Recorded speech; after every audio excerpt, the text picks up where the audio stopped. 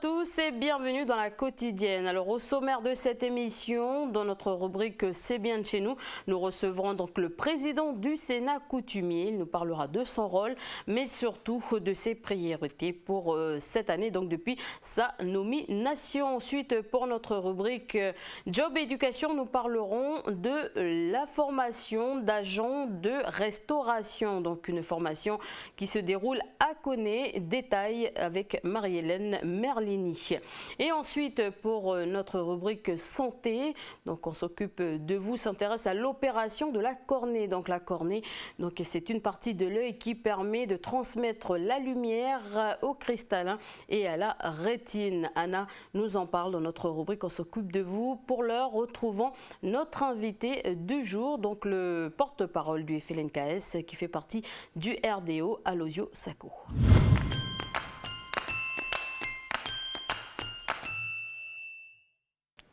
Alosio Sako, bonjour. Bonjour.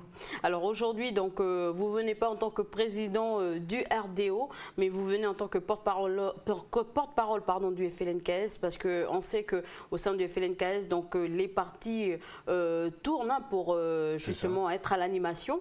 Donc aujourd'hui, on va parler des 30 ans du FLNKS qui vont se dérouler le 24 septembre à Nouville. Mais avant de parler de cet événement, donc beaucoup de choses se sont passées quand même en 30 ans en Nouvelle-Calédonie. Donc là, on va bientôt parler de la sortie de l'accord de Nouméa. On débat un peu encore sur les transferts de compétences, sur le corps électoral gelé, donc une affaire qui n'est toujours pas réglée. Donc c'est pas seulement une fête, c'est aussi c'est grandiose pour le pays, mais qu'est-ce qu'on a vécu pendant ces 30 ans? Est-ce que le combat, on va dire qu'il est réussi aujourd'hui ou reste toujours le même? Le combat a fait avancer beaucoup de choses dans tous les domaines, que ce soit sur le plan culturel, l'identité kanak. Vous voyez, au niveau de l'accord de Nouméa, on a mis un point d'honneur à l'identité kanak. On a réhabilité la culture kanak. Donc ça, c'est une avancée significative. Sur le plan économique, aujourd'hui, les Kanaks, petit à petit, mettent le pied à l'étrier dans tous les secteurs de l'économie, et notamment dans les secteurs miniers, dans les secteurs métallurgiques. Les Kanaks sont devenus aujourd'hui des métallurgistes. C'est un secteur qui est pour nous le numéro 1, puis le moteur pour le pays. Et c'est important que les Kanaks aient mis le pied à l'étrier dans ce domaine qui est important. C'est la volonté de Jean-Marie. Nous y sommes, c'est plus un rêve, c'est devenu aujourd'hui une réalité, non seulement dans le pays, mais c'est aussi à l'étranger. En Corée, où nous avons une usine qui est en train de s'étendre pour passer à une plus grande capacité de production.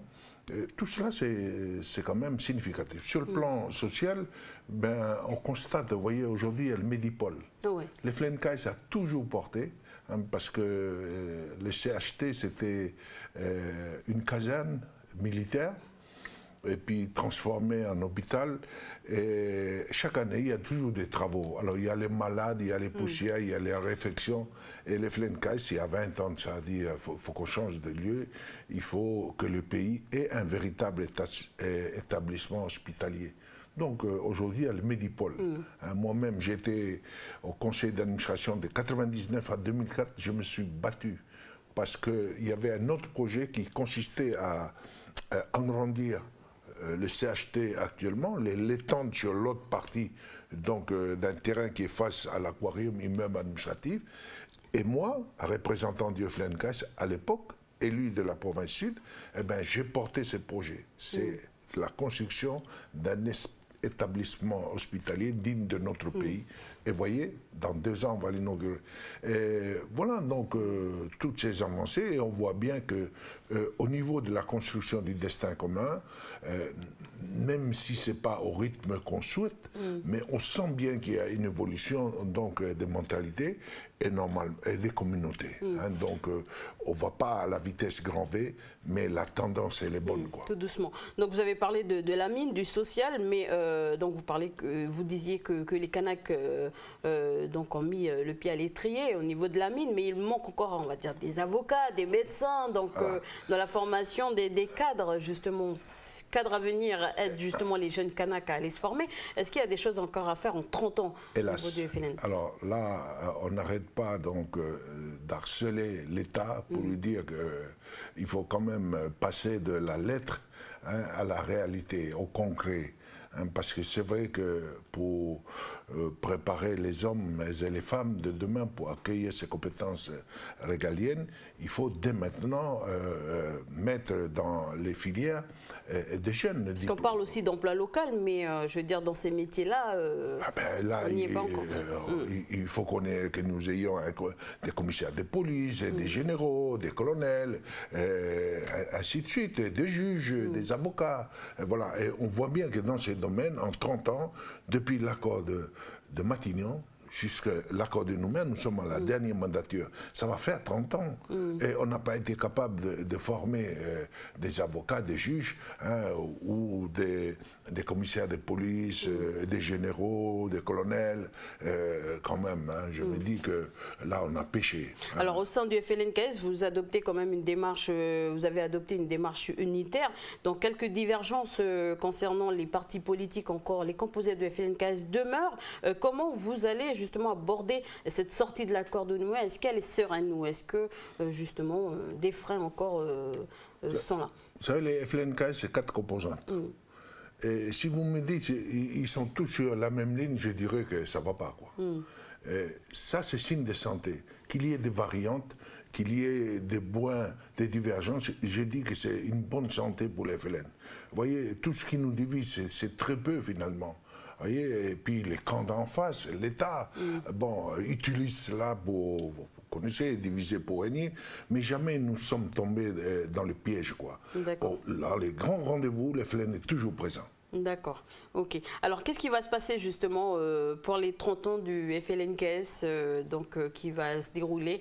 La fête va se dérouler sur le site à Nouville. Alors, qu'est-ce qui va se passer durant ces 30 ans?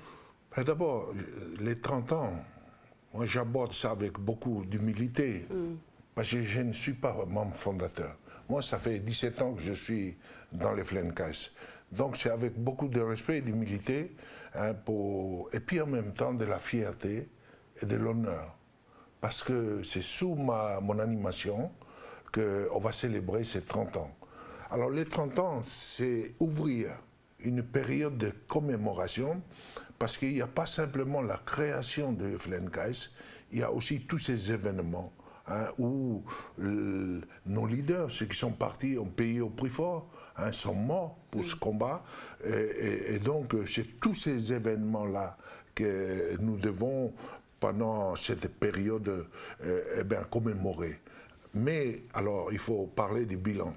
Oui, je vous ai dit que le bilan, il est positif, pas au point ou au rythme qu'on souhaite, parce que nous sommes 3 partenaires à avoir signé cet accord. Notre attitude à nous, ça a toujours été d'être vigilants, de veiller aux choses que nous avons signées, notamment de cet accord, mais c'est vrai que tout ça n'est pas facile. Vous savez, dans cette première mandature de l'accord de Nouméa, 5 années, nous avons perdu beaucoup de temps.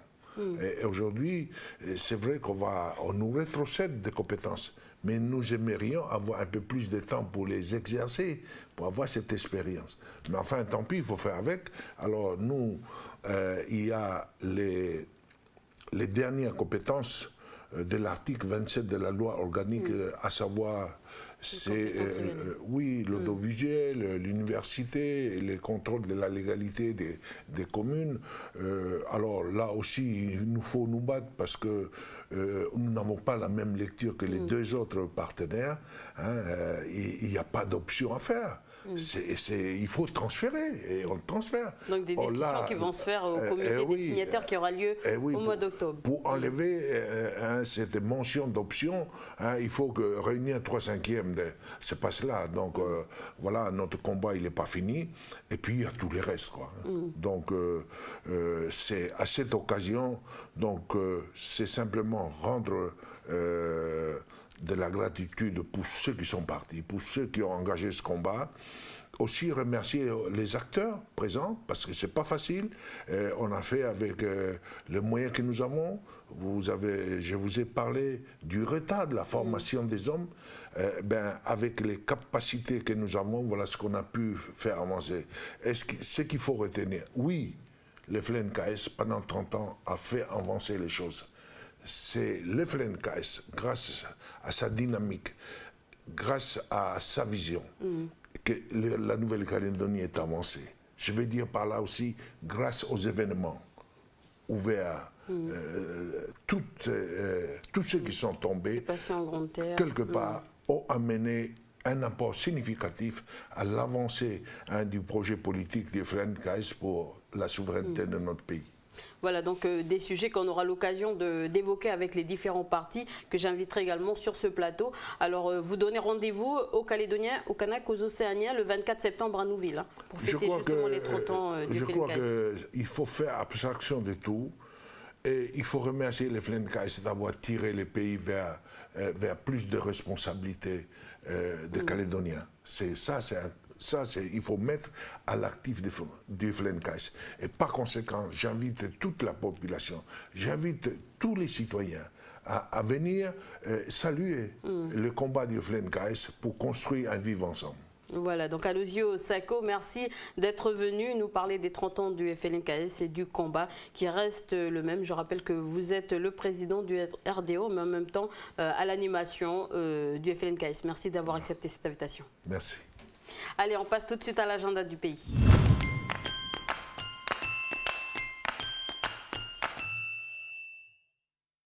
Bonjour Davina, donc nous te recevons pour l'agenda du pays, comme d'habitude. Oui Élise, bonjour à toi et bonjour à vous à la maison, comme d'habitude. Donc t'es prête? On va y aller? Je suis prête, alors par quoi on va commencer aujourd'hui? On va commencer par quelques petites informations brèves. D'ailleurs, la première concerne l'inauguration de la nouvelle cantine scolaire du côté de Baganda à Calagomène. D'accord. Donc voilà, ça aura lieu demain, mercredi 24 septembre de 8h à 14h. Une bonne nouvelle pour nos amis du côté de Calagomène. Surtout les enfants. Surtout eux, oui. Ensuite, on va aller à Yingen pour une autre information qui concerne cette fois-ci la réouverture des randonnées pédestres pour le site de Wayem et du col de Gawivaek. Donc voilà, ils sont réouverts et libres d'accès. D'accord, maintenant on parle de coupure de courant. Oui, on parle alors d'une coupure de courant qui aura lieu sur la commune de Poya, plus précisément sur le village de Népouy, le jeudi 25 septembre de 8h30 à 15h30, bien sûr, pour l'entretien du réseau haute tension. D'accord. Et tu nous emmènes à Koumak cette fois-ci pour la journée citoyenne, puisqu'on est donc au mois de septembre, le mois de la citoyenneté. Tout à fait. Donc la journée citoyenne, je vous en avais déjà parlé, ça se tiendra donc demain, ça y est, on y est.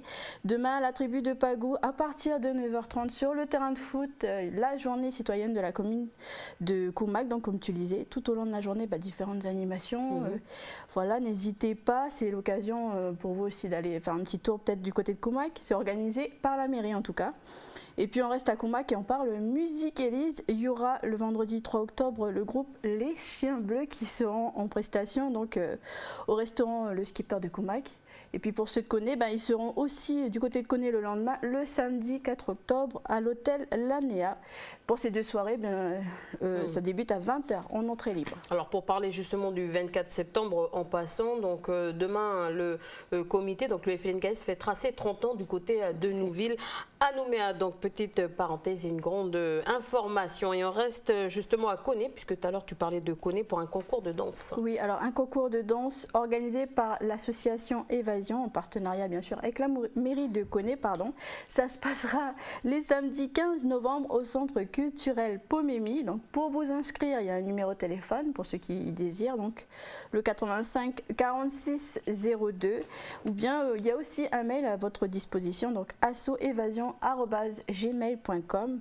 Donc pour ça, vous donner quelques petites règles. Il faut avoir à partir de 12 ans, vous pourrez participer à ce concours et le groupe pourra être composé de 2 à 8 personnes. En tout cas, n'hésitez pas, il faut demander des infos si vous voulez participer. Il y a plusieurs règles à respecter. Notamment, je sais qu'il faudra préparer 2 danses par groupe. Et puis, vous avez jusqu'au 1er novembre pour vous inscrire. Bon, ben voilà, avis à toute l'équipe d'ANCTV, hein, toi et moi, pourquoi pas participer. Donc, parce qu'on adore la danse, on a bien participé à un match de foot, on peut bien participer.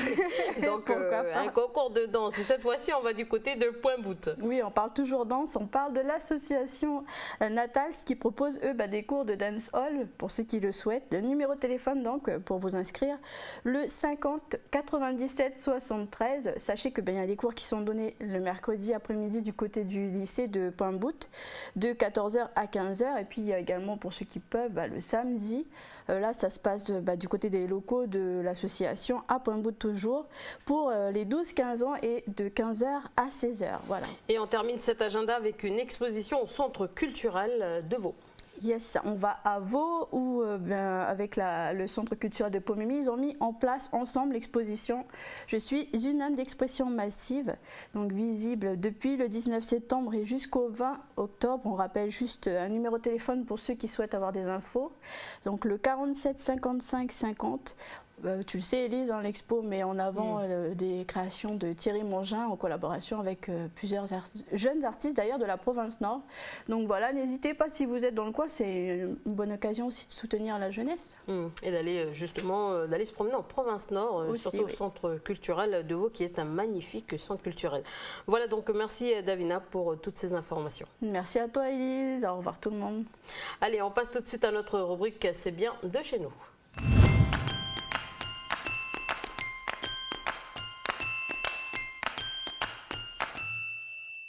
Alors Jean Caïs, bonjour. Bonjour. Alors vous êtes le président du Sénat coutumier, vous avez été nommé récemment. Donc quel est justement, vous êtes le plus jeune parmi vos prédécesseurs. Alors c'est un défi pour vous d'être président du Sénat coutumier aujourd'hui? Alors un défi, j'ai envie de dire oui et non, puisque... Vous êtes coutumier déjà. Voilà, la coutume, peu importe l'âge. Je pense que ce qui est important, c'est déjà assumer, c'est une grande responsabilité. C'est vrai que le Sénat coutumier, c'est 342 chefferies, c'est 57 districts. Donc en gros, c'est 40% de la population de la Nouvelle-Calédonie.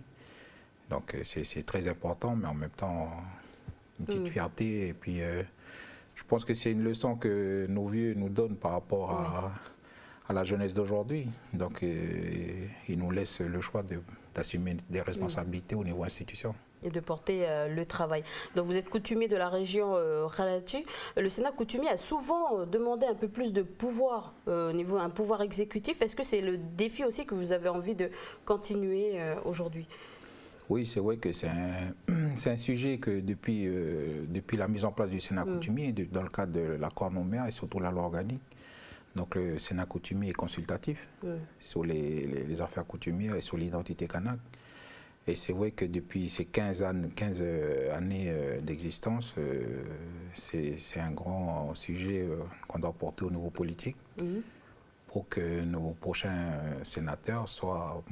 Enfin, déjà, l'institution soit mieux prise en compte dans le cadre de l'identité kanak. D'accord. Alors justement, l'un des plus gros chantiers, des premiers d'ailleurs, un de vos premiers chantiers, c'était le retour du grand chef, du crâne du grand chef Ataï avec son sorcier le 1er et le 2 septembre, donc au pays jusqu'à Petit Coulis. Donc comment vous avez ressenti ce retour? Que ressentez-vous depuis le retour du grand chef Ataï? Déjà, un grand événement pour le pays, mais personnellement, c'était un privilège d'être présent à Coulis lors du recueillement. Et on va le voir, on a eu cette chance de voir le grand chef et puis les reliques du grand chef et de son sorcier. Donc, c'est déjà un privilège et puis tout le travail est à faire, quoi. Alors justement, vous pensez que la boucle est bouclée ou le combat que le grand chef Atai a commencé depuis les années 1800, justement 1878, est-ce qu'il continue ce combat-là aujourd'hui? Déjà, dans le cadre du retour du grand chef, c'est avant tout amener la discussion autour de la table auprès des chefferies et puis des clans pour la réconciliation. C'est déjà un point important. Et puis, dans le cadre du combat du grand chef Atai, lui s'est inscrit dans un combat pour le foncier. Donc, depuis la mise en place de la réforme foncière, l'office foncière, donc la DRAF, je veux dire, le combat continue. Mais dans le cadre de l'accord Nouméa, il ne faut pas oublier qu'on est amené à vivre ensemble. Donc c'est le destin commun et la citoyenneté doit s'inscrire dans ce cheminement. Alors vous justement, vous avez mentionné le comité, les accords de Nouméa, donc bientôt aura lieu le 13e comité des signataires. Quel regard portez-vous sur cette rencontre en tant que coutumier? Alors déjà en tant que coutumier, donc c'est vrai que ce comité de signataires, c'est un comité politique. Donc depuis 2010, le Sénat coutumier siège au sein de ce comité. C'est simplement pour avoir un regard sur les discussions qui sont menées au niveau politique et être attentif aux décisions. Mais ce qui est important dans le cadre de ce 13e comité, c'est vraiment les décisions et le travail à faire d'ici 2018. D'accord. Dans le cadre du référendum. Donc, il y a la droite qui demande qu'on signe un autre accord. Il y a les indépendantistes qui demandent qu'il n'y ait plus de troisième accord. Donc je pense que cette décision appartient aux politiques. Mais nous, dans le cadre d'un projet de société, nous avons amené notre contribution dans le cadre de la charte du peuple kanak. Donc c'est vrai que c'est un projet de société, mais c'est avant tout un projet à partager avec les autres. Alors justement, la rédaction est finie de cette charte des valeurs des socles communs. Qu'est-ce qui reste à faire? C'est juridiquement être reconnu, c'est ça? Juridiquement reconnu, oui, mais ce qui est important, c'est les politiques publiques qui sont rattachées à l'identité kanak et qui sont rattachées à cette charte. Donc notamment sur la politique mémorielle, sur la politique de la jeunesse, la partie juridique. Donc ça, c'est un grand travail. Et dans ce cadre-là, nous avons arrêté comme priorité lors du 15e congrès à Île-des-Pins une réforme, de mener une discussion au niveau du gouvernement sur la réforme de l'administration pour justement mener à bien nos politiques publiques concernant l'identité kanak. Alors, est-ce que vous pouvez nous en dire plus un peu sur cette réforme administrative? À l'heure actuelle, le Sénat coutumier, comme c'est une deuxième institution de la Nouvelle-Calédonie, mais dans le fonctionnement actuel, il fonctionne comme un service du gouvernement. Donc, dans ce cadre-là, nous, le Sénat coutumier et les conseils coutumiers, depuis 2013, nous avons initié un audit sur le fonctionnement justement du Sénat coutumier et des conseils. Cet audit relève les carences et les dysfonctionnements au sein de nos services. Donc pour mener à bien notre identité kanak, toutes les affaires coutumières, donc le souhait des institutions coutumières, c'est bien une réforme de l'administration dédiée à l'identité kanak pour que nos projets aboutissent. Alors à l'occasion justement de ce 13e comité des signataires, beaucoup de politiques ont relevé, vont défendre plusieurs sujets et on parle de stratégie de nickel. Vous, qu'est-ce que vous avez vraiment envie de défendre si vous faisiez partie franchement au départ de Paris du 13e comité des signataires? La charte du peuple kanak. D'accord. C'est ce que vous allez défendre à Paris si vous étiez présent. Alors quels sont les autres chantiers que vous avez envie de réaliser en tant que sénateur, en tant que président du Sénat coutumier, en sachant que vous êtes président pendant 1 an, c'est ça? C'est vrai, c'est 1 an. Et puis le renouvellement intégral de cette mandature, c'est au mois d'août 2015. Donc à court terme, c'est déjà le mode de désignation des sénateurs, des futurs sénateurs. Donc ces discussions, depuis le congrès à Île-des-Pins, nous avons demandé justement aux aires coutumières d'y travailler et puis voir aussi la place des jeunes et la place des femmes au sein des institutions coutumières. Alors justement, vous parlez de la jeunesse. Est-ce que vous pensez aujourd'hui que la formation des jeunes suffit aujourd'hui? Non, Parce qu'il manque encore quand même des médecins, des avocats.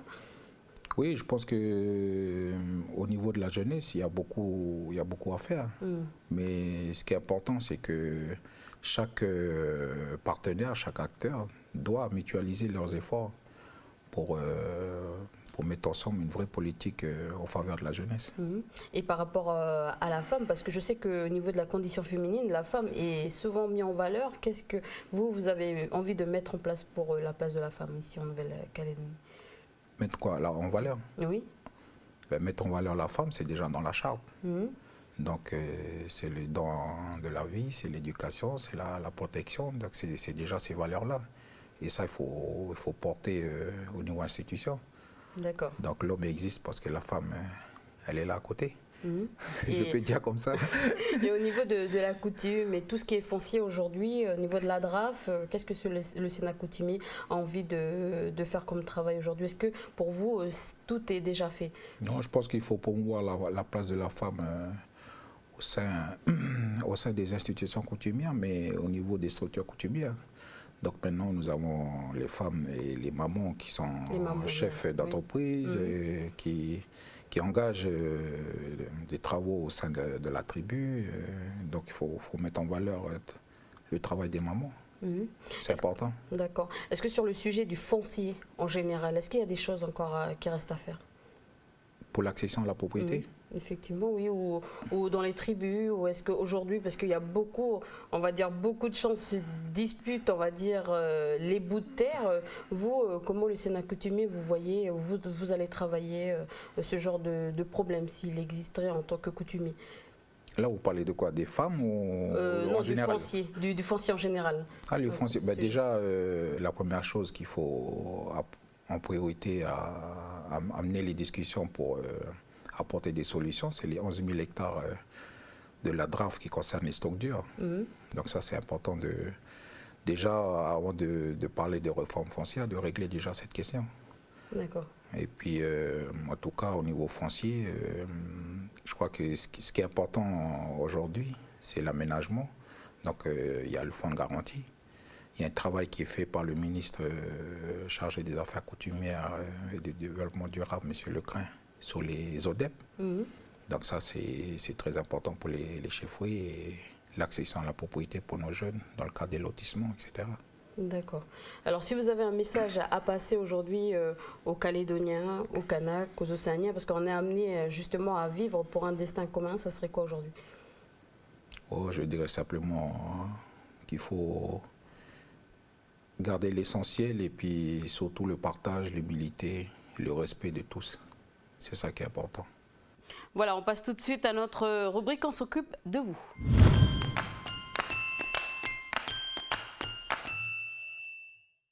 Bonjour Anna, alors de quoi nous allons parler aujourd'hui? Bonjour Élise et bonjour à tous. Alors aujourd'hui nous allons voir qu'est-ce que l'opération de la cornée et pourquoi cette opération est pratiquée. Alors pour commencer, est-ce que tu peux nous expliquer ce que c'est que la cornée? Alors juste rappeler que la cornée donc, fait partie de l'œil, que l'œil est un organe d'essence, de la vision, et que pour faire court, eh bien l'œil fonctionne comme un appareil photo. Alors comme on peut le voir à l'image, la cornée se trouve à la surface de l'œil, où se trouve l'iris, et la rétine, elle, se trouve au fond de l'œil.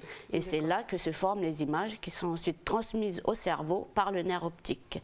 Donc c'est une membrane qui est solide et transparente, au travers de laquelle la lumière peut rentrer. La cornée est la principale lentille de l'œil. Elle assure 80% de la réfraction.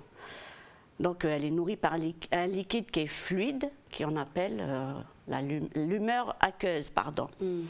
Donc ce sont plus familièrement donc, ce qui produit les larmes en fait. D'accord. Et est-ce que tu pourrais nous expliquer pourquoi on doit faire une opération de la cornée? Alors pourquoi faire cette opération? Eh bien parce que tout simplement avec l'âge, eh bien avec le temps plutôt, eh bien les cellules de la cornée elles se détruisent. Donc il y a une dystrophie qui est causée donc, par le vieillissement. Donc, et ensuite la cornée s'altère donc on doit intervenir. Ensuite, il y a aussi des petits incidents, par exemple quand on fait de bricolage ou du jardinage, des objets qui peuvent rentrer dans l'œil.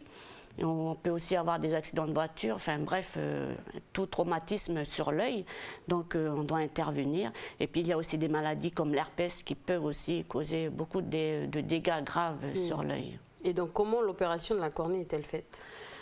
Alors, c'est une opération qui est simple, malgré tout. Donc le patient était installé sur le dos, donc dans un milieu bien sûr stérile. Ensuite, l'opération en elle-même consiste à ouvrir l'œil, remplacer donc la cornée par une autre, tout simplement. Donc là, évidemment, on est obligé d'avoir un greffon, donc il faut avoir un donneur humain. Donc, pour remplacer cette fameuse cornée. Alors là, on passe par une anesthésie soit générale ou locale, par une injection d'un produit anesthésique qui se fait au voisinage de l'œil. Concernant la technique en elle-même, eh bien, elle diffère suivant l'ophtalmologiste. Ensuite, dans la plupart des cas, eh bien, la cornée qui est enlevée, l'opération se fait grâce à un trépan. Donc, comme on peut le voir aussi à l'écran, on peut constater ce qu'est un trépan. Ensuite, soit ça se fait avec le trépan, soit ça se fait par laser. Donc voilà, on fait ainsi une mini-incision de la partie de la cornée qui est concernée. Voilà, tout simplement. Je sais que c'est très technique, donc je vous propose à Élise et à vous également, chers téléspectateurs, de regarder tout cela avec, grâce plutôt au reportage de Duke Menongo qui s'est rendu sur place pour nous.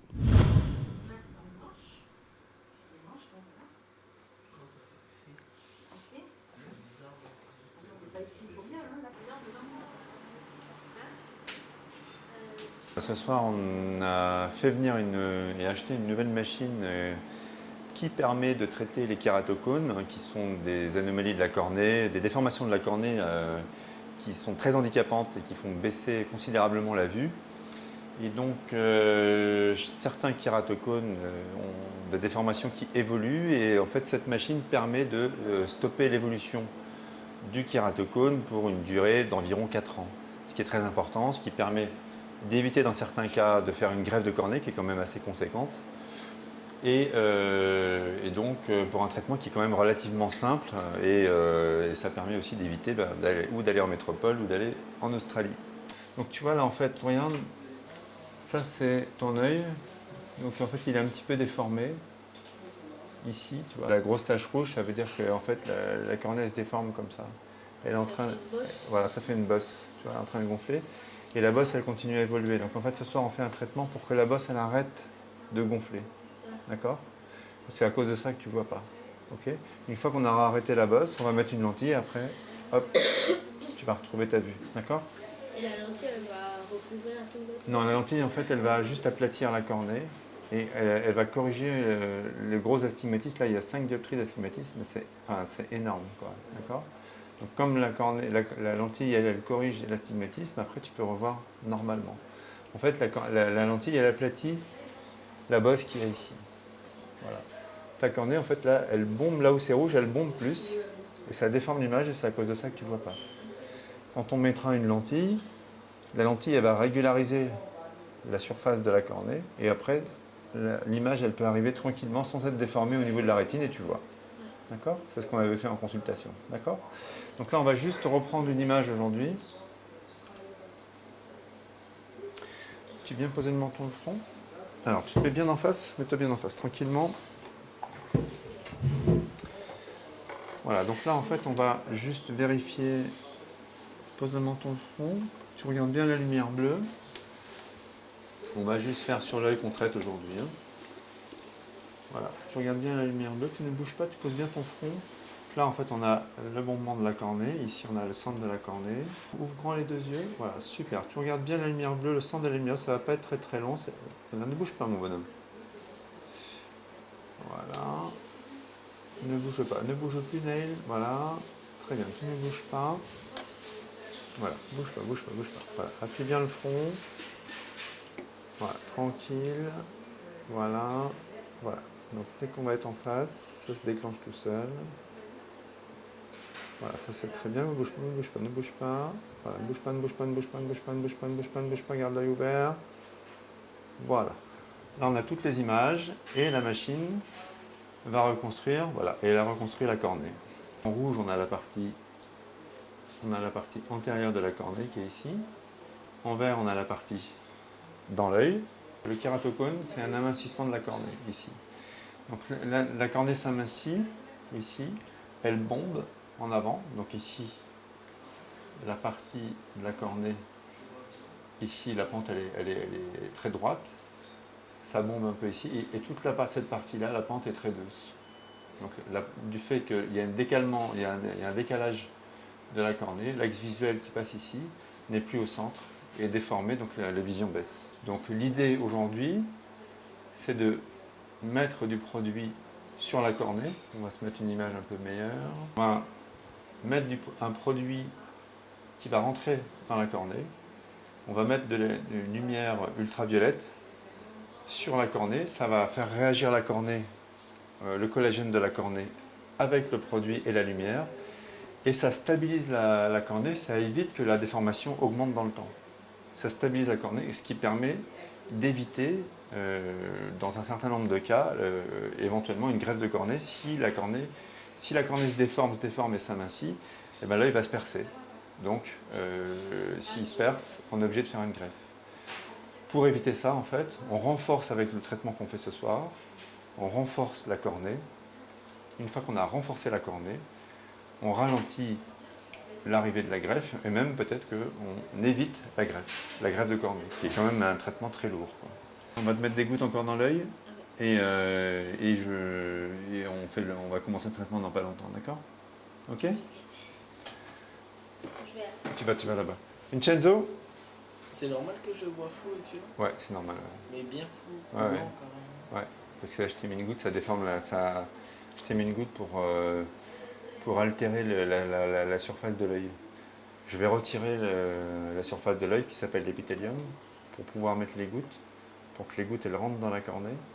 Une fois que les gouttes elles sont rentrées dans la cornée, on va mettre de la lumière ultraviolette, et cette lumière ultraviolette, elle va faire réagir le produit qu'on a fait rentrer dans la cornée pour solidifier la cornée. D'accord? Ok. Repose le menton au fond. Quand on y va, en fait, tu fermes plus du tout l'œil, d'accord? Tu peux cligner là tout de suite si tu veux. Voilà, cligne de l'œil. Cligne de l'œil, voilà. Voilà, parfait. Voilà, voilà. Tu clignes plus, là, tu clignes plus, tu clignes plus, tu clignes plus, tu ne clignes plus. Voilà, c'est beaucoup mieux. Ok. Là, on voit beaucoup mieux. Tout est reconstruit en 3 dimensions.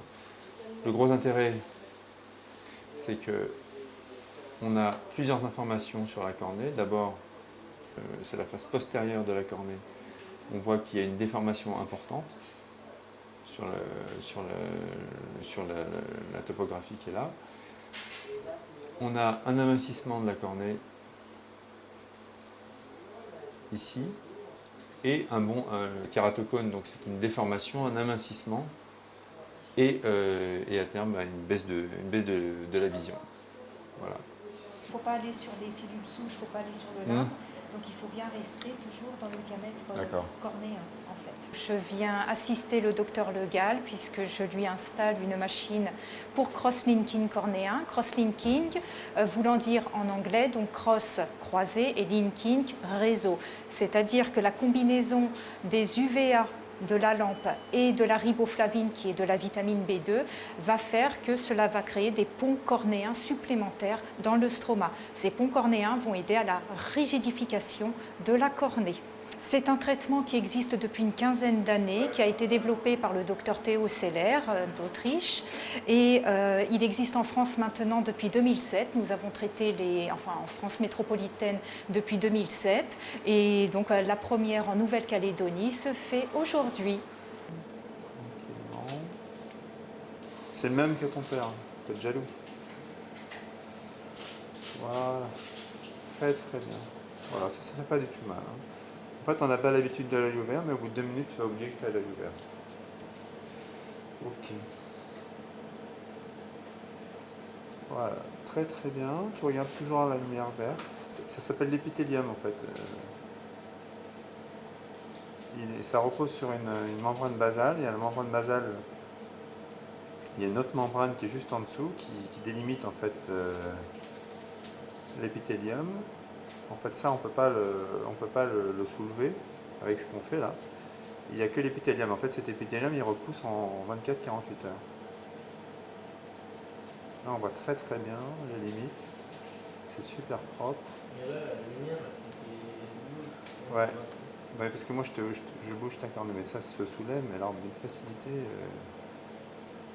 spectaculaire. Tu vois, la tétracaïne, c'est puissant. Hein. Je sens qu'on... Oui, tu sens que je touche, mais ça se fait pas mal. Si je t'avais pas mis des gouttes avant, là, tu me mettrais un point dans la figure.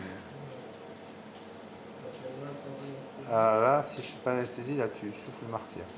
Il y a 60 fois plus de nerfs dans la cornée, là où je suis, là, que dans la gencive. Donc c'est très, très, très douloureux s'il n'y a pas d'anesthésie.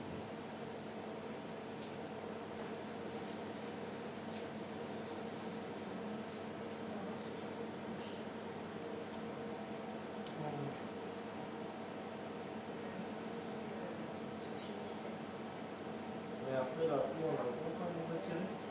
Non, tu la vois pas, elle part, elle est dissoute. Peut-être que tu la frottes, c'est limite. Voilà. Ça va? Oui, ça va. Super.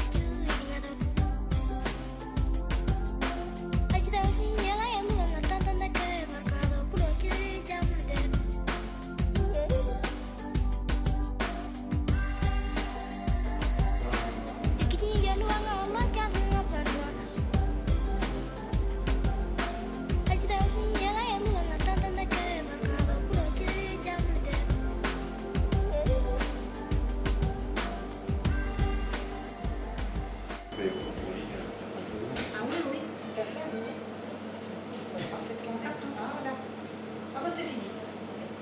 C'est moi? Non, c'est fini. Il restait 25 secondes. Voilà.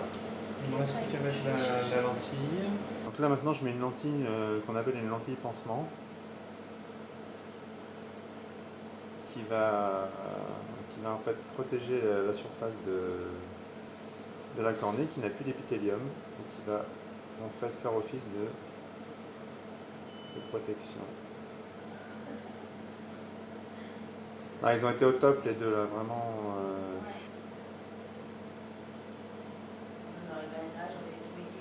Ben ouais, non mais en général c'est plutôt l'inverse, mais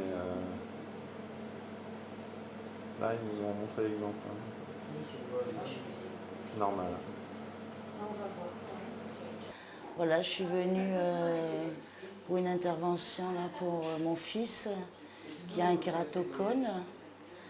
Et puis ben, je suis très contente que maintenant on puisse le faire sur le territoire. Alors, très impressionnant comme opération. Est-ce qu'il peut y avoir des complications après l'opération? Eh bien, quand il y a une greffe, il y a toujours évidemment le risque d'un rejet. Donc, il y a toujours ce risque-là, évidemment. Et puis, on peut avoir aussi un risque de baisse de l'acuité visuelle, où on peut aussi avoir l'œil qui reste rouge et douloureux pendant quelques temps. Et puis, il y a aussi dans les premiers mois après la greffe, toujours ce fameux rejet, mais qui devient quand même très rare au bout de quelques mois ou voire un an. Ensuite, il y a des complications aussi qui peuvent subvenir du donneur. qui peut être susceptible de transmettre des maladies donc, à celui qui reçoit donc, la greffe. Mais bon, tout cela, ça se passe bien. Il y a des tests qui se font, donc, mais bon, on le signale quand même. Voilà les quelques risques qui peuvent subvenir après l'opération. Mais est-ce qu'il y a des complications également pendant l'opération? Alors, pendant l'opération en elle-même, il y a des complications qui peuvent intervenir. Par exemple, si la trépanation donc, est imparfaite, donc ça peut ensuite entraîner des difficultés pour la suture. Ensuite, il y a des anomalies qui peuvent être découvertes par le chirurgien pendant l'opération, donc qui vont nécessiter après d'autres opérations par la suite. Et puis, il y a aussi un risque d'hémorragie qui peut quand même aboutir à une perte de la vue. Voilà un peu pour les risques. Mais bon, rassurez-vous, votre ophtalmologiste est à même de vous rassurer, de répondre à vos questions. Et puis, il connaît votre acuité visuelle, il peut vous rassurer, vous conseiller, et puis vous dire si cette opération est indispensable ou pas. Bon, ben Anna, merci pour toutes ces précisions. Merci de nous avoir parlé un peu de l'opération de la cornée. Comme ça, nos téléspectateurs donc, savent ce que c'est aujourd'hui. Merci, à une prochaine rubrique. À bientôt, Élise, et à tout le monde. Allez, on retrouve la rubrique Fin Bon.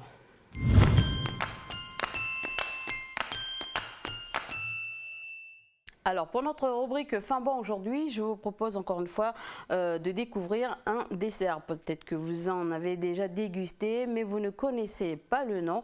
Bien, je vais parler des cornes de gazelle. Ce sont des pâtisseries maghrébines à base de pâte d'amande mélangées à des fleurs d'oranger et de cannelle en forme de croissant. C'est la recette que je vous propose aujourd'hui.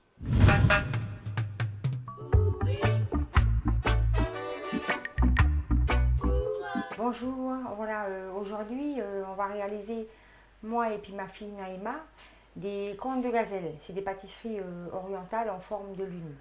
Pour le sirop, on est obligé de mettre 200 g de sucre,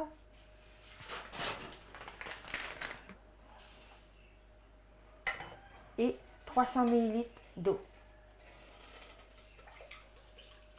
Alors on va mettre la casserole d'eau et de sucre sur le feu pour faire le sirop. Pour commencer la pâte des cornes de gazelle, il faut 200 g de farine, 150 g de sucre, 100 ml de fleurs d'oranger, 3 cuillères à café de vanille et du beurre qu'on va faire fondre pour la pâte. Alors on fait fondre 200 g de beurre,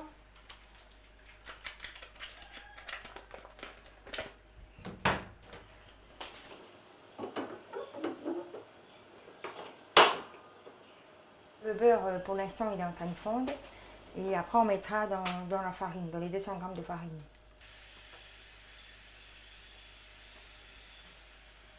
Voilà. On met dans le saladier. Avec 150 g de sucre. Voilà.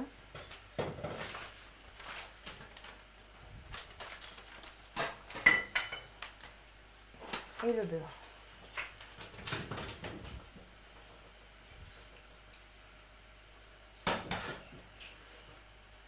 Après, on mélange.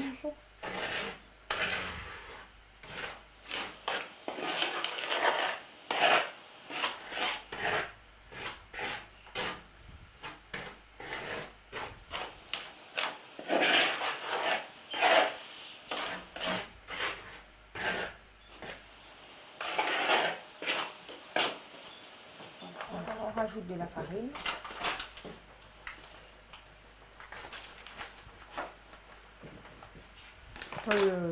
On rajoute tant que ça fait une bonne pâte.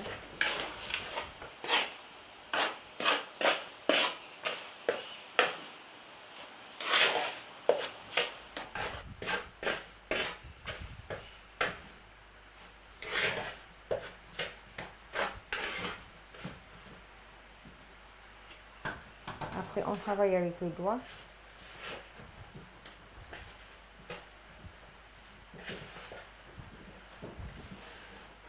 On rajoute les 100 ml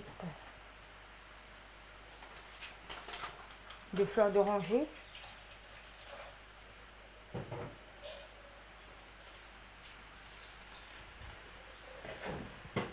En gros, 2 bouchons de vanille, c'est l'équivalent de 3 cuillères voilà, de vanille. 2.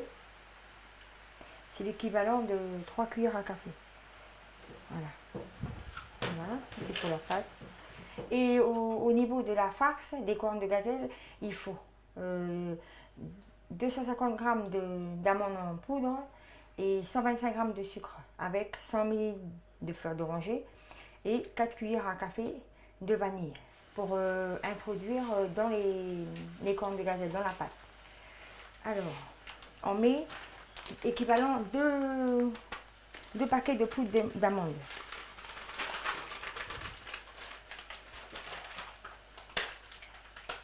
2 bouchons de vanille équivalent à 3 cuillères à café. Après, on met 100 ml de fleur d'oranger, de sucre. Et maintenant, on va tout mélanger. Voilà. Pour que ça fait un genre de pâte consistante qu'on peut mettre dans les cornes de gazelle.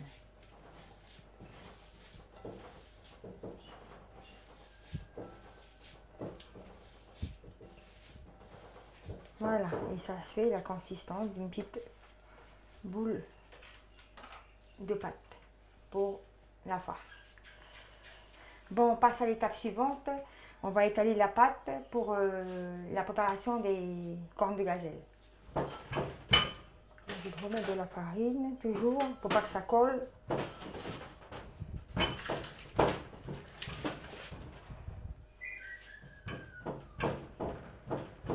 Et on prend le rouleau pour étaler.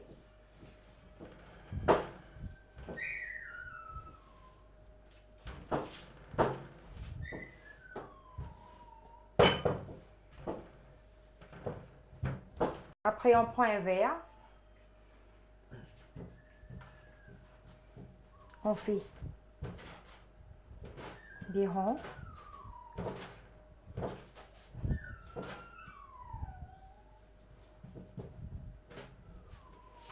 Voilà. On défait la pâte tout autour. Pour garder les ronds. On remet de la farine pour pas que ça colle. On prend toujours le rouleau et on étale doucement par contre.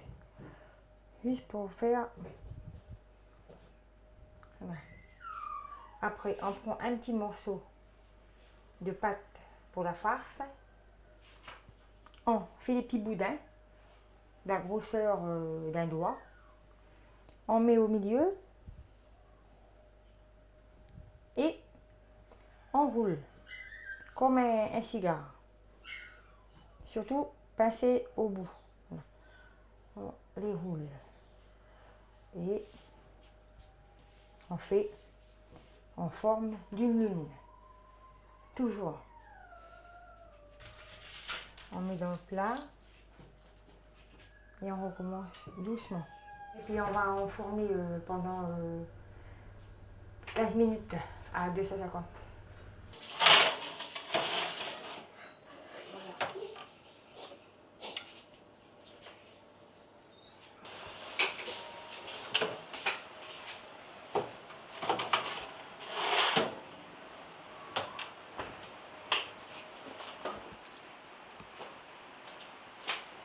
Alors la troisième étape, on va mettre les cornes de gazelle dans le sirop, qu'on a laissé refroidir.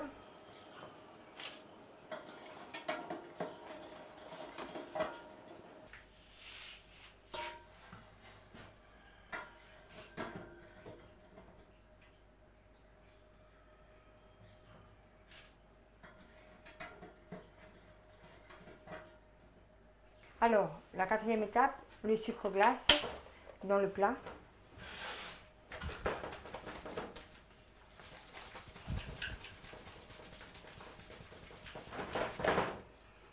On prend une corne de gazelle, délicatement, hein, toujours, hein, pour pas que ça se casse. Hein.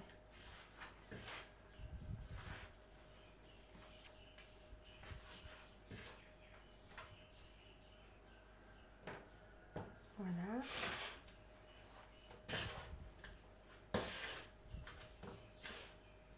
Voilà, la fin de l'étape des cornes de gazelle, prêt à servir.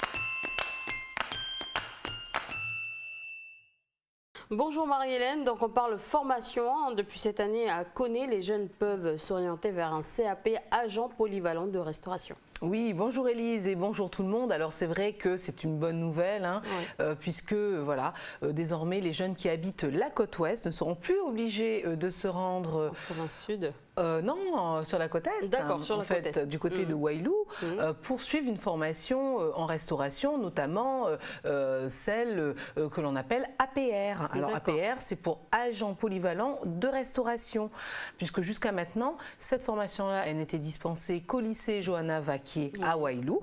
Donc, il faut noter qu'il s'agit d'un enseignement proposé par la DEC, hein, la direction diocésaine de l'enseignement catholique. Voilà. Et donc, tu te doutes bien que les familles devaient s'organiser lorsqu'ils envoyaient leurs enfants étudier là-bas. Hein, il faut penser le transport, il faut penser l'hébergement, demander de l'aide à la famille ou trouver des correspondants ou sinon inscrire son enfant en internat.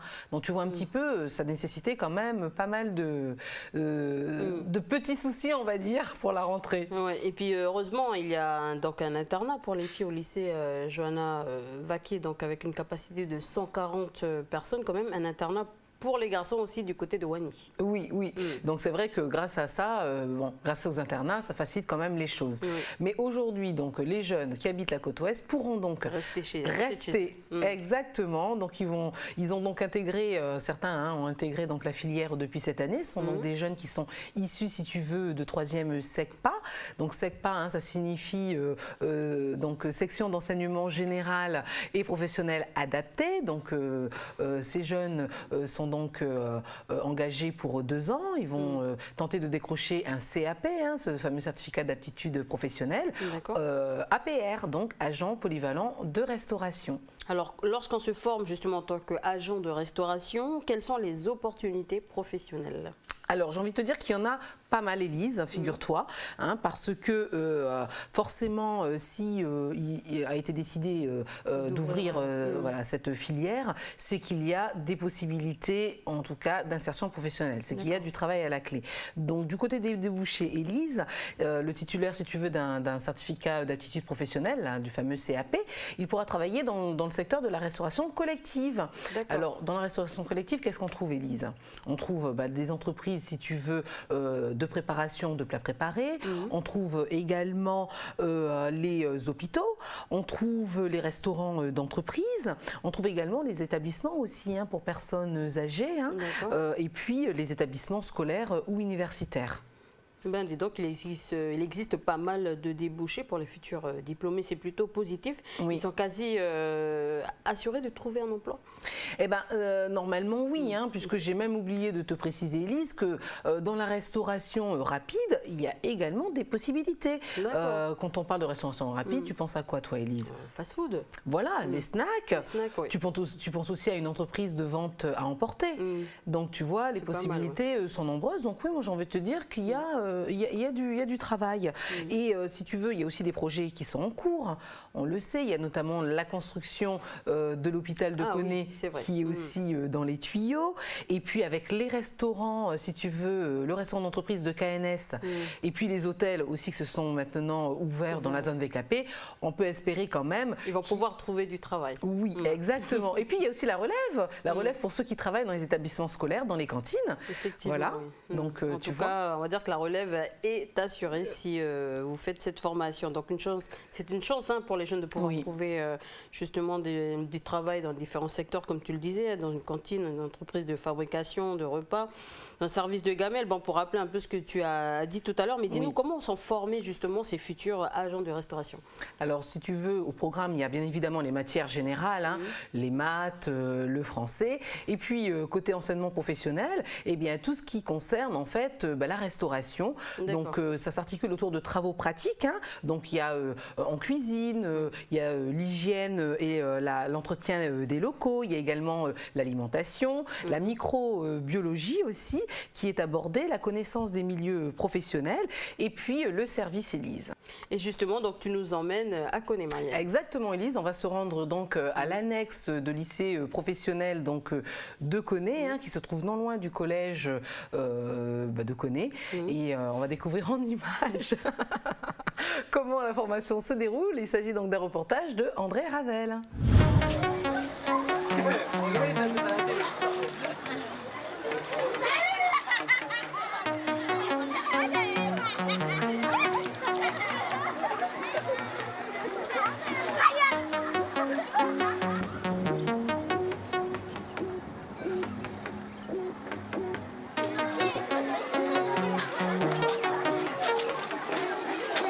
Nous sommes ici dans la partie annexe lycée professionnel de Koné qui regroupe une soixantaine d'élèves et 14 enseignants dans de matière générale ou d'enseignement professionnel.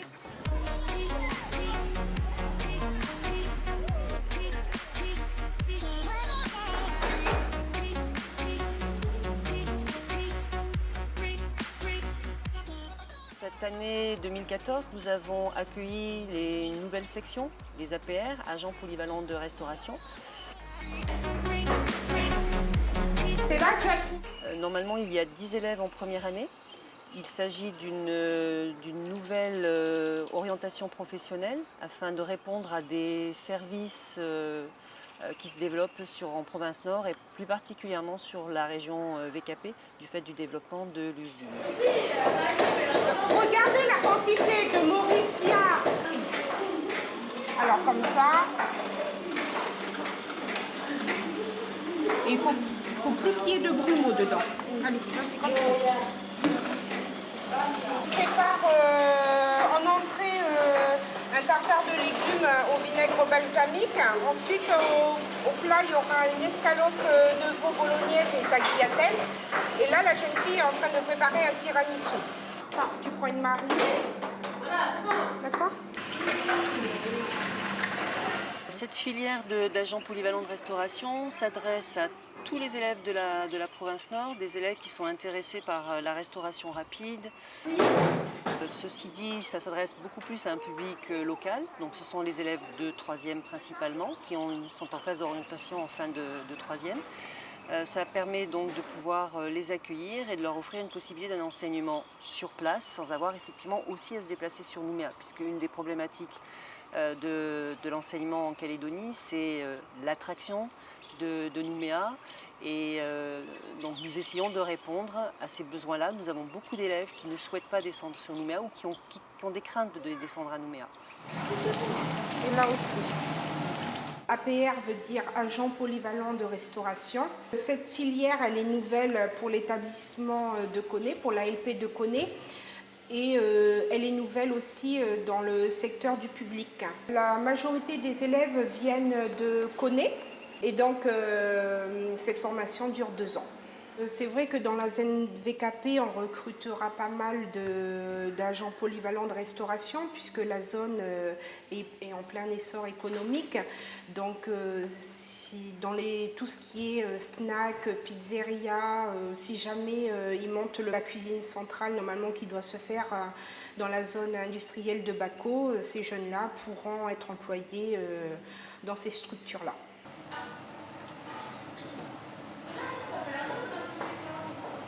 Il y a donc un restaurant d'application à Koné comme dans les lycées hôteliers en fin de compte. Et quelle est la capacité justement d'accueil de cette filière ? Alors justement, la capacité d'accueil, elle est de 12 élèves. Alors figure-toi qu'ils vont être bientôt 11. Donc tu vois, la filière, elle est pratiquement complète, quoi. Hein. D'accord. Alors j'imagine que pour se diriger vers une formation dans le secteur de la restauration, il faut quand même avoir un peu la fibre. Oui, moi j'ai envie. Oui. Déjà, bon, c'est vrai qu'il faut aimer quand même cuisiner. Ensuite, il faut aimer travailler en équipe. L'esprit d'équipe, oui. Exactement. Il faut également avoir en permanence le souci de l'hygiène et de la propreté. Et puis l'agent de restauration, si tu veux, comme il s'occupe également donc de l'entretien et du rangement de son matériel, voilà, il faut aussi être ordonné, j'ai envie de te dire, hein, et rigoureux. Exactement, Élise. Et tu me diras, en restauration, on va dire que c'est primordial que ces recommandations. C'est clair, c'est vrai. On ne peut pas faire sans, en tout cas, dans le domaine de la restauration. Et puis, j'ai envie de te dire aussi qu'il faut avoir une bonne résistance physique parce que la majeure partie de son temps, on est debout. Donc, voilà. Donc, et quand on travaille à l'hôtel, il ne faut pas compter ses heures. C'est clair, il faut être aussi disponible. Voilà, avoir un esprit un petit peu aussi altruiste parce que, voilà, quoi, il faut aider les gens, en fait. Hein. Et puis, bien évidemment, il faut apprendre aussi à travailler rapidement puisque le rythme de travail est assez rapide.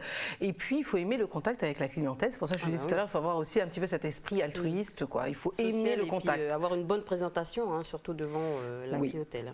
Tout à fait, c'est primordial aussi, Élise. Alors se former, c'est vraiment important justement pour prendre de bonnes habitudes dès le départ. Ah oui, puis tu vois, l'organisation, il est certain, est aussi une notion importante. Alors moi je voulais te détailler un petit peu les postes. Hein. Il faut savoir qu'en production par exemple, hein, l'agent polyvalent de restauration, il va être amené à réceptionner les marchandises, à les ranger, donc à les stocker. Ensuite il va devoir les préparer, en fait, les mettre en valeur. Hein.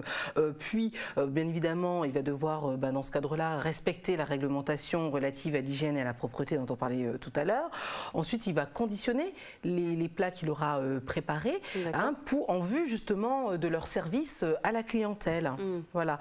Celui qui va être au niveau du service, il va devoir, si tu veux, tout faire pour mettre en valeur, si tu veux, les plats qui auront été préparés.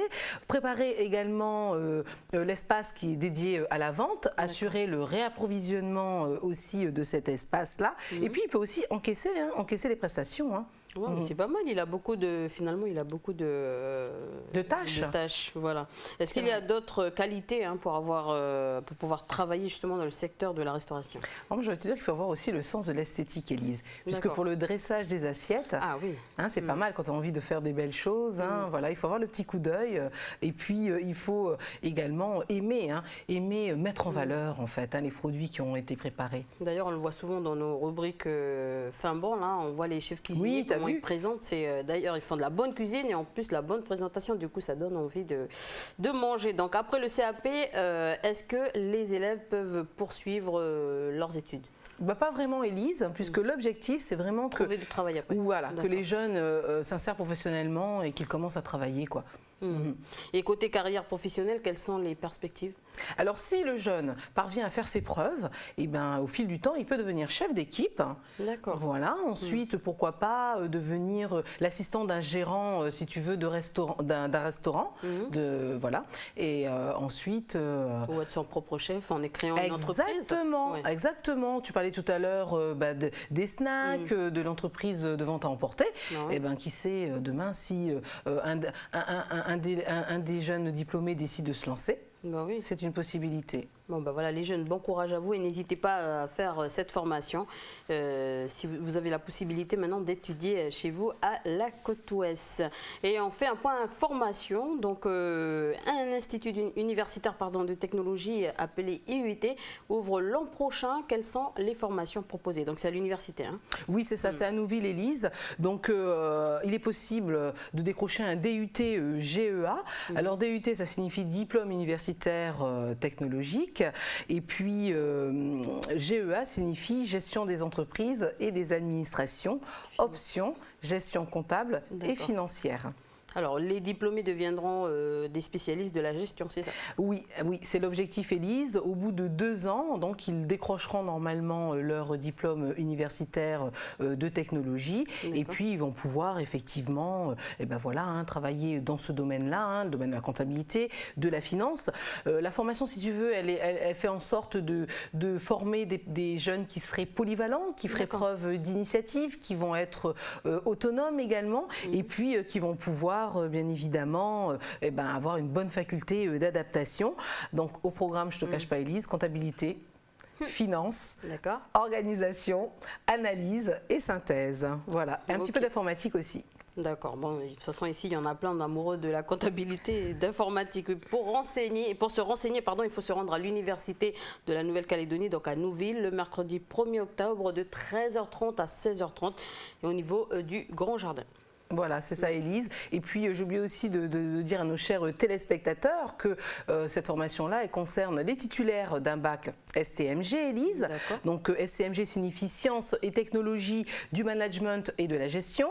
Les titulaires d'un bac scientifique aussi sont concernés, de même que les titulaires d'un bac Économie et Sociale. Et les lycéens pourront justement retirer un dossier de candidature. Oui, pendant tout le mois de septembre, Élise, c'est possible. Ils pourront bien évidemment poser aussi toutes les questions qu'ils souhaitent lors de cette journée.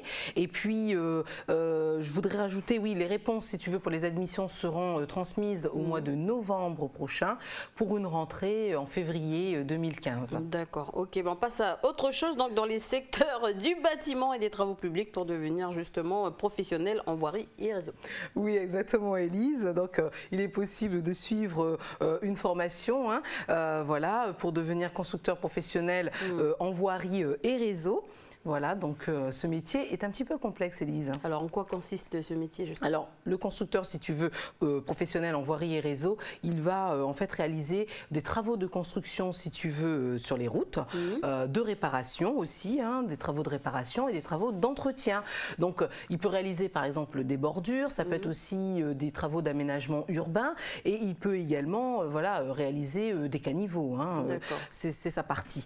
Et puis, pour la partie réseau, il va s'occuper de tout ce qui est réseau enterré, donc ce sont les réseaux, si tu veux, pour les eaux usées, pour l'eau potable, voilà, pour quelques exemples. Alors, y a-t-il d'autres formations dans le secteur du bâtiment et des travaux publics? Oui, il y a une formation pour devenir maçon, Élise. Alors, si on ne sait pas encore trop quoi faire dans ce secteur-là, figure-toi qu'il est proposé une découverte des métiers. Donc voilà, la découverte de métiers, on le sait, elle permet aux personnes de découvrir un petit peu l'organisation d'un chantier, de découvrir les différentes missions qui sont demandées. Et puis, pourquoi pas ensuite poursuivre ou pas dans ce projet professionnel. Alors, quel profil doivent avoir les candidats? Alors pour ces deux formations dont on vient de parler, celle pour devenir maçon et puis celle pour devenir constructeur professionnel en voirie et réseau, il faut donc avoir un niveau 3e ou un niveau CAP BEP en construction bâtiment gros œuvre. Alors si vous avez quand même l'expérience mais pas le diplôme, écoutez, c'est l'occasion de justement décrocher le fameux sésame. N'hésitez pas en tout cas à postuler et puis ça sera l'occasion de passer le diplôme. Seule condition, être apte physiquement. Donc après le secteur des travaux publics et du bâtiment, c'est dans le secteur des industries et de la maintenance que l'on recrute. Oui, alors cette formation, si tu veux, Élise, elle est prévue pour les personnes qui souhaitent devenir techniciens de maintenance et d'automatisme industriel. Alors quelles sont les fonctions de ce technicien? Si tu veux, ce technicien-là, il va contrôler, il va détecter les pannes, il va également établir un diagnostic des équipements, soit électriques, soit électroniques, soit mécaniques. Ensuite, il peut aussi, bien évidemment, chercher à optimiser, si tu veux, la sécurité de tous ces matériels et puis améliorer leur performance aussi, tout simplement. Donc, pour postuler, Élise, il faut avoir un niveau Bac Pro, Bac Pro maintenance des équipements industriels ou être titulaire d'un Bac Pro en maintenance, en mécanique, en électricité ou en électrotechnique, Élise. D'accord, et puis avoir un petit niveau d'anglais est souhaité. Donc, on continue avec une petite dernière pour conclure ce point point sur les formations dans le secteur du transport, de la logistique ou une formation pour devenir agent logisticien est proposée, c'est ça Oui, oui c'est ça Élise. Alors tu sais que la logistique, c'est tout ce qui tourne autour de l'entrée et de la sortie des marchandises. Lorsqu'une entreprise elle est livrée, en fait, si tu veux, voilà, il y a une personne qui va s'occuper de réceptionner, de vérifier puis de stocker toute cette marchandise. Donc voilà. Ensuite, si tu veux, il va s'assurer que le mouvement justement de tous ces produits se fait correctement. D'accord, et arrive à temps, il faut avoir quoi comme expérience exactement? Alors, oui, alors il va falloir effectivement que cette personne-là soit titulaire d'un CAP, BEP en magasinage, emballage, distribution ou bien en vente. Alors les personnes qui sont sans expérience et sans diplôme sont bien évidemment les bienvenues. Et puis tu sais que les secteurs d'activité concernés sont très nombreux, Élise. On peut travailler dans le secteur mécanique, on peut travailler dans le secteur de l'électroménager, de l'alimentaire, et puis aussi dans le secteur de la pharmacie, en fait, le secteur pharmaceutique. Donc, tu vois. Alors, comment postuler justement pour les téléspectateurs qui seraient intéressés? Alors, pour toutes ces formations, il faut s'adresser aux conseillers de la mission locale d'insertion des jeunes ou bien de Cap Emploi. Ils sont là pour vous renseigner, pour vous aider. Et puis, vous pouvez aussi vous rapprocher de la direction professionnelle et de l'insertion de la province Nord, que l'on connaît très bien, Élise, la DEFIGE, au numéro suivant, le 47 le 47 72 27. Mais alors, Marielle, tu connais par cœur le numéro normalement. C'est vrai ça. Bon, et ensuite je voulais rajouter, Élise, que toutes ces formations se déroulent en province Nord. D'accord. Voilà, et qu'elles sont indemnisées, Élise. D'accord. Et pris en charge comme d'habitude les repas, le transport? Oui, exactement. Ouais. Et puis je voulais rajouter une dernière petite info, Élise. Ça concerne, tu sais, la fermeture d'une filière d'orientation qui s'appelle AFAT. Donc AFAT signifie activité familiale, artisanale et touristique. Donc elle était dispensée jusqu'à présent au collège de Koné. Donc elle ferme cette année, définitivement. Bon, ben voilà, une information pour nos chers téléspectateurs. Merci, Marie-Hélène, pardon. Tu allais m'appeler Davina. Oui, j'allais t'appeler Davina. Merci Marie-Hélène pour toutes ces infos. À bientôt, Élise. Au revoir. Allez, c'est la fin de cette émission. Merci de nous avoir suivis. Tata à tous.